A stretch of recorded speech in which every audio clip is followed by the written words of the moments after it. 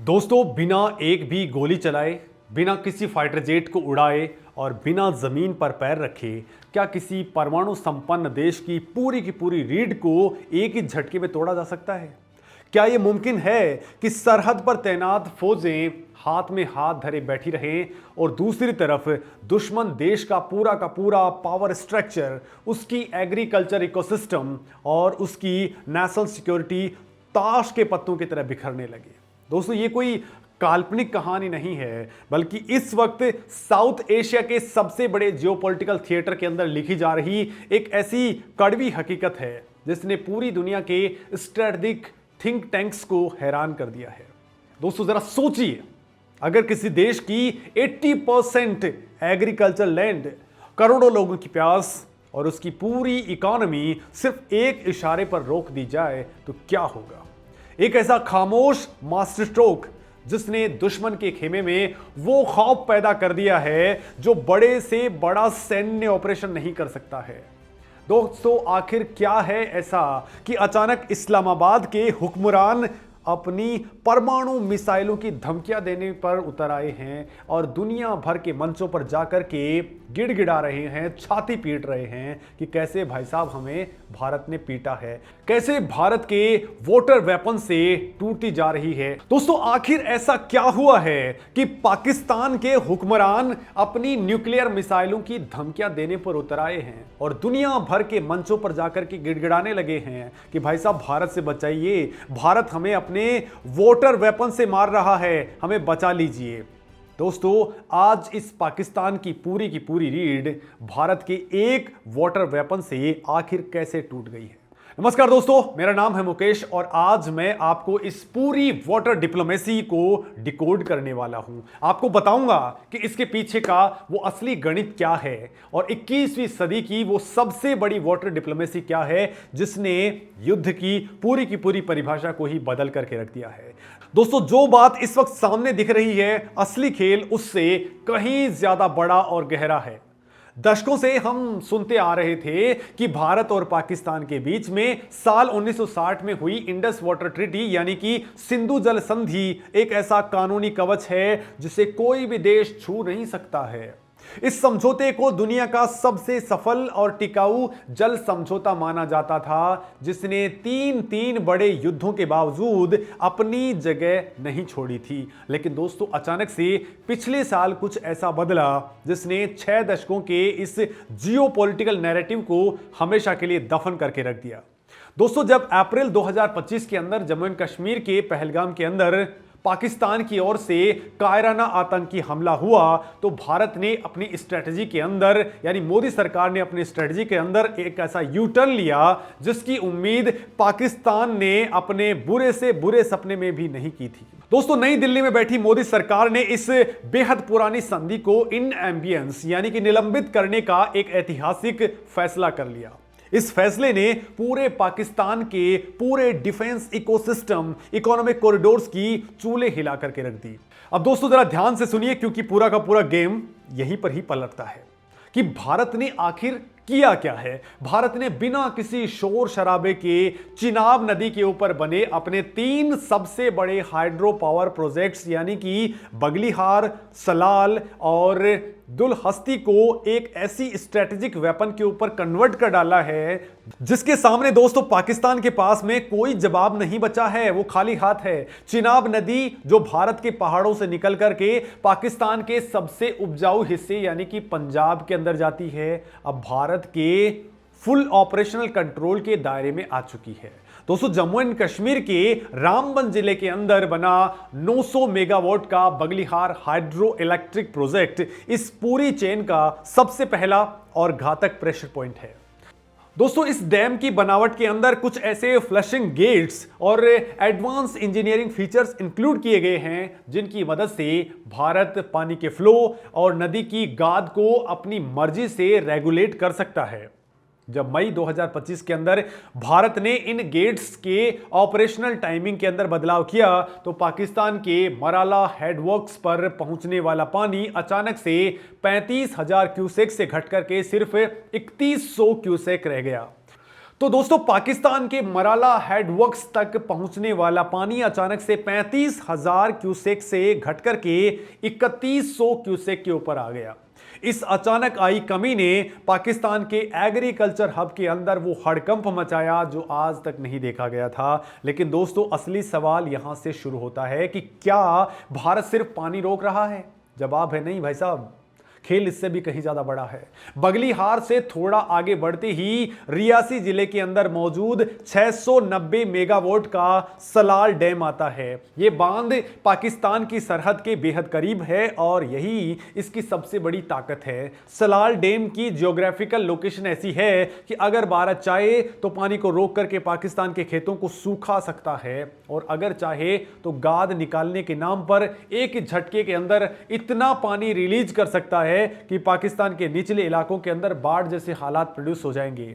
यानी दोस्तों, पानी को कब रोकना है, कब छोड़ना है और किस रफ्तार से आगे भेजना है, इसका पूरा कंट्रोल अब भारत के हाथों में आ चुका है। इसके बाद में नंबर आता है किश्तवाड़ में बने 390 मेगावाट के दुलहस्ती प्रोजेक्ट का, जिसके स्टेज 2 को भारत ने हाल ही के अंदर मंजूरी देकर के काम की रफ्तार को कई गुना बढ़ा दिया है।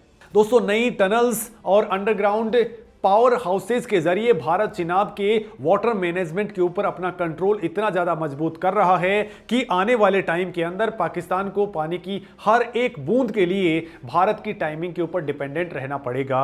और यहीं पर कहानी सबसे इंटरेस्टिंग हो जाती है, जिसे अक्सर लोग मिस कर लेते हैं। दोस्तों, पाकिस्तान की सबसे बड़ी कमजोरी भारत के इन डैम्स के अंदर नहीं है, बल्कि खुद पाकिस्तान के अपने टूटे फूटे और कमजोर इंफ्रास्ट्रक्चर के अंदर छिपी हुई है।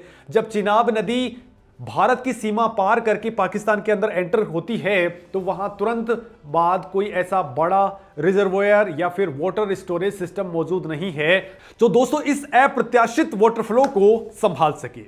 पाकिस्तान के जो सबसे बड़े बांध हैं जैसे कि तारबेला और मंगला, वो सिंधु और झेलम बेसिन के साथ में जुड़े हुए हैं। चेनाब नदी के पूरे रूट पर पाकिस्तान के पास में ऐसी कोई कैपेसिटी नहीं है कि वो भारत द्वारा अचानक छोड़े गए या रोके गए पानी को बैलेंस कर सके। नतीजा ये होता है कि जैसे ही भारत इन बांधों के संचालन की टाइमिंग के अंदर मामूली सा बदलाव करता है, पाकिस्तान का पूरा नहरी सिस्टम कोलैप्स होने की कगार पर पहुंच जाता है। अब दोस्तों, इस जियोपॉलिटिकल गेम का सबसे खतरनाक पहलू समझ लीजिए, जिसने पाकिस्तान के हुक्मरानों की रातों की नींद उड़ा दी है। दोस्तों, सिंधु जल संधि के तहत दोनों देशों के बीच में केवल पानी का बंटवारा नहीं होता था, बल्कि यह एक बहुत ही क्रूशियल डेटा शेयरिंग सिस्टम भी था। भारत हर रोज पाकिस्तान को पानी के फ्लो, बारिश के आंकड़ों, बाढ़ की चेतावनियों और हाइड्रोलॉजिकल डेटा की लाइव जानकारी दिया करता था। लेकिन संधि के सस्पेंड होते ही भारत ने यह सारा का सारा डेटा ट्रांसफर पूरी तरह से ब्लॉक कर दिया। अब पाकिस्तान के पास में कोई इंटेलिजेंस इनपुट नहीं होता कि भारत किस वक्त अपने डैम्स का ऑपरेशनल बिहेवियर बदलने वाला है। इसका नतीजा जून 2026 में पूरी दुनिया ने देखा है, जब अचानक से नदी का जलस्तर बढ़ा और पाकिस्तान के पास में पहले से कोई जानकारी नहीं होने की वजह से वहां की फसलें तबाह होने लग गई। इस लाचारी के अंदर बौखला करके पाकिस्तान ने इसे इंटरनेशनल फोरम पर वाटर टेररिज्म का नाम देना स्टार्ट कर दिया। लेकिन दोस्तों, ये गेम सिर्फ खेती या पानी तक सीमित नहीं है, इसके पीछे एक बहुत बड़ा इकोनॉमिक और मिलिट्री लॉजिक काम कर रहा है। पाकिस्तान की लगभग 80% एग्रीकल्चर लैंड और उसके पूरी की पूरी जो इकोनॉमी है इसी इंडस वाटर सिस्टम के ऊपर डिपेंडेंट है। उसका पंजाब प्रांत जो पूरे देश का पेट भरता है, पूरी तरह से चिनाब और उसकी सहायक नहरों के ऊपर डिपेंडेंट है।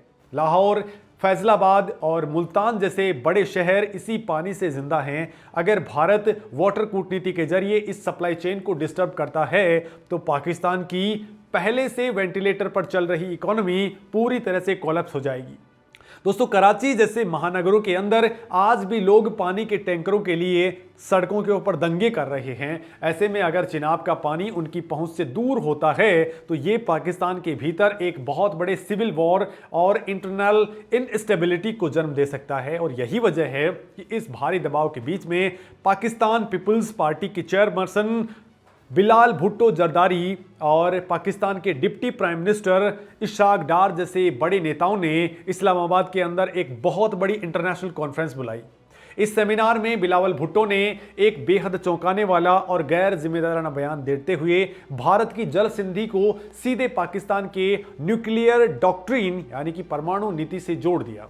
उन्होंने खुले मंच से धमकी दी कि अगर पाकिस्तान के वाटरवेज को ब्लॉक करके उसकी इकोनॉमी का गला घोंटने की कोशिश की गई तो यह उन चुनिंदा और दुर्लभ परिस्थितियों के अंदर गिना जाएगा जहां पाकिस्तान अपनी परमाणु मिसाइलों का इस्तेमाल करने से भी पीछे नहीं हटेगा।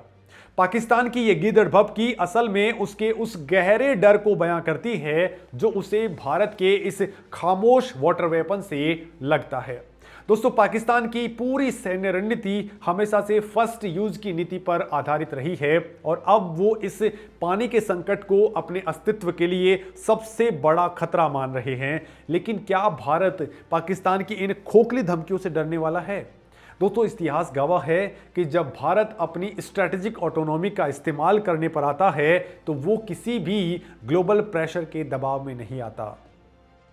दोस्तों, पाकिस्तान ने इस मुद्दे को लेकर के परमानेंट कोर्ट ऑफ आर्बिट्रेशन यानी कि इंटरनेशनल कोर्ट का दरवाजा भी खटखटा लिया है, लेकिन नई दिल्ली ने साफ कह दिया कि जब तक सीमा पार से आने वाला आतंकवाद पूरी तरह से स्टॉप नहीं होता तब तक भारत किसी भी थर्ड पार्टी मीडिएशन यानी कि द्विपक्षीय बातचीत का हिस्सा ही नहीं बनेगा।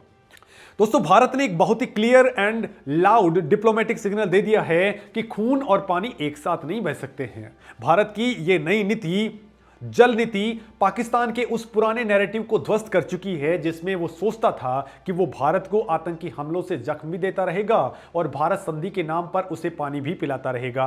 अब जरा इस कहानी के उस अनछुए हिस्से पर भी नजर डाल लेते हैं दोस्तों, जो आज भारत की इस पूरी रणनीति को एक नया आयाम देती है। दोस्तों, ग्लोबल पॉलिटिक्स के अंदर जब भी कोई देश अपने नेचुरल रिसोर्सेज को एक वेपन की तरह इस्तेमाल करता है तो दुनिया के बाकी देश उसे बहुत गौर से देखने लग जाते हैं। कुछ एक्सपर्ट्स इस पूरे मामले की तुलना जापान और चाइना के बीच चलने वाले उस साइलेंट पावर बैलेंस से करते हैं जहां टेक्नोलॉजी और रिसोर्स कंट्रोल के जरिए एक दूसरे को चेकमेट दिया जाता है। भारत ने भी इस बार बिना किसी मिलिट्री एस्केलेशन के पाकिस्तान को एक ऐसे जाल के अंदर फंसा दिया है जिससे निकलने का रास्ता इस्लामाबाद के पास में नहीं है। दोस्तों, पाकिस्तान के Indus water commissioner Syed Mohammad Meher Ali Shah लगातार भारत को लेटर्स लिख रहे हैं। पिछले एक साल में उन्होंने 4 से ज्यादा चिट्ठियां भेजी हैं जिनमें वो चिनाब नदी के पानी में हो रहे उतार चढ़ाव का ऑपरेशनल डेटा मांग रहे हैं, लेकिन भारत के कमिश्नर की तरफ से सिर्फ एक ही जवाब है, मुकम्मल खामोशी। दोस्तों, ये खामोशी पाकिस्तान के लिए किसी बड़े सरप्राइज अटैक से भी ज्यादा डरावनी है। इस पूरे खेल का जो सबसे बड़ा क्लाइमेक्स है वो आने वाले कुछ ही महीनों के अंदर सामने आने वाला है। भारत इस वक्त जम्मू एंड कश्मीर के अंदर अपनी जल विद्युत परियोजनाओं को इतनी तेजी से विस्तार दे रहा है कि आने वाले सालों के अंदर भारत के पास में पानी को होल्ड करने और उसके डिस्चार्ज को पूरी तरह से रेगुलेट करने की एक ऐसी कैपेसिटी आ जाएगी जो साउथ एशिया के पावर बैलेंस को हमेशा के लिए भारत के फेवर में झुका देगी। दोस्तों, पाकिस्तान के जलवायु परिवर्तन मंत्री मुसादिक मलिक जैसे लोग भले ही ये बयान दें कि अगर किसी ने पाकिस्तान के पानी के ऊपर हाथ डाला तो वो हाथ काट देंगे, लेकिन असलियत ये है कि आज पाकिस्तान अंतर्राष्ट्रीय मंचों पर पूरी तरह से अलग थलग पड़ा हुआ है।